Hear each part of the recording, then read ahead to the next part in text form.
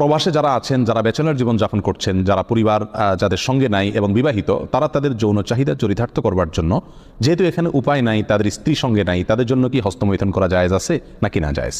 কোরআনে কারিমে আল্লাহ সুবহানাহু ওয়া তাআলা বলেছেন, ওয়াল্লাযীনা হুম লিফুরুজিহিম হাফিজুন ইল্লা আলা আজওয়াজিহিম আও মা মালাকাত আইমানুহুম ফাইন্নাহুম গায়রু মালুমিন ওয়া ফামান ইবতাগা ওয়ারাআ যালিক ফাউলাইকা হুমুল আদুন। তিনটি আয়াত আল্লাহ তাআলা বলেছেন, কৃতদাসী এবং নিজের স্ত্রী, এই দুই শ্রেণী ছাড়া, এই দুটি ক্ষেত্র ছাড়া অন্য কোনো জায়গা যাদের লজ্জাস্থানকে তারা ব্যবহার করে না, সে সমস্ত লোকেরা সফল মুমিন, তারা সার্থক মুমিন।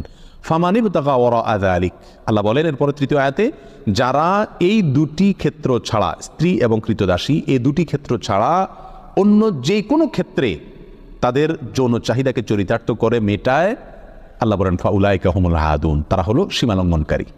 তাহলে এই আয়াতের আলোকে পরিষ্কারভাবে একজন মুমিনের জন্য হস্তমৈথুন করার কোনো অধিকার, কোনো সুযোগ, কোনো অনুমতি ইসলামী শরীয়তে নাই।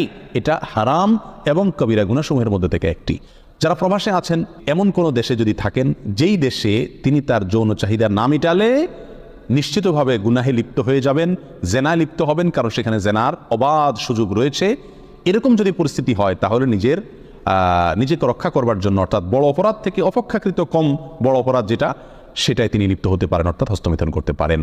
এটা কোনো উলামা ইকরামের মত। অবশ্য অন্য উলামা ইকরাম বলেছেন সর্বাবস্থায় হস্তমৈথুন করা কি হারাম।